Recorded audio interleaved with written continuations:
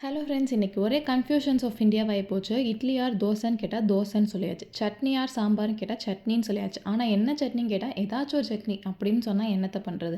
காலையில் தான் தேங்காய் சட்னி, நேற்று தான் தக்காளி சட்னி, அதுக்கு முன்னாடி தான் மிளகா சட்னி. அப்போ என்ன தாண்டா பண்ணுறது அப்படின்னு கன்ஃபியூஷன் ஆனீங்கன்னா இந்த உளுந்து சட்னியை ட்ரை பண்ணுங்கள். அதுக்கு அரை கப் உளுந்து எடுத்து லோ ஃப்ளேமில் வச்சுட்டேன். கொஞ்சமாக எண்ணெய் ஊற்றிட்டு அப்படியே அது லைட்டாக பொரிஞ்சிட்டே இருக்கணும். அதுக்கு நடுவில் சின்ன வெங்காயம், பெரிய வெங்காயம் அண்ட் ஒரு தக்காளி வந்து பீல் பண்ணி கட் பண்ணி எடுத்து வச்சுக்கலாம். சின்ன வெங்காயம் ஒரு 6 போல் எடுத்துருக்கேன். பெரிய வெங்காயம் ஒரு குட்டி சைஸ், கொஞ்சோண்டு கருவேப்பிலை, ஒரு பெரிய சைஸ் தக்காளி எடுத்து இந்த மாதிரி ரஃபாக சாப் பண்ணி எடுத்து வச்சுக்கலாம். இப்போது வறுக்க போட்ட உளுந்து நிலைமையை பார்க்கலாம். பார்த்திங்கன்னா இந்த மாதிரி சூப்பரான ஒரு கோல்டன் கலரில் வந்துருச்சு.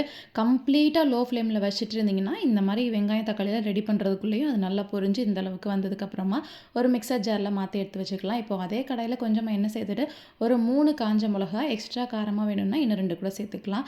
1 இன்ச் போல் புளி சேர்த்துட்டு அதை லைட்டாக வறுத்து எடுத்து வச்சுக்கலாம். இப்போ நம்ம கட் பண்ணி வச்சுருக்க வெங்காயம், தக்காளி அண்ட் கருவேப்பிலை சேர்த்து நல்லா வதங்கணும். கொஞ்சமாக உப்பு சேர்த்துட்டு ஸ்டவ் ஆஃப் பண்ணிட்டு ஆறுனதுக்கப்புறமா மிக்சர் ஜாரில் சேர்த்துட்டு தேங்காய் சட்னி மாதிரி ஃபைனாக அரைக்காமல் கொஞ்சம் கோர்ஸாக அரைச்சிட்டோன்னா தான் அந்த உளுந்து வந்து ரொம்ப மலமலான்னு போகாமல் நல்லா வந்து டெக்ஸ்சர் சாப்பிட்றதுக்கு நல்லாயிருக்கும். சட்னியும் தோசையும் பார்த்த ஆர்வத்தில் வீடியோ எடுக்க மறந்து போயிட்டேன். நல்லா சூப்பராக சாப்பிட்டு முடிச்சுட்டு வெளியே வந்து உட்காந்தாலே இந்த ஓமவல்லியோட ஸ்மெல் அப்படி தூக்கும்.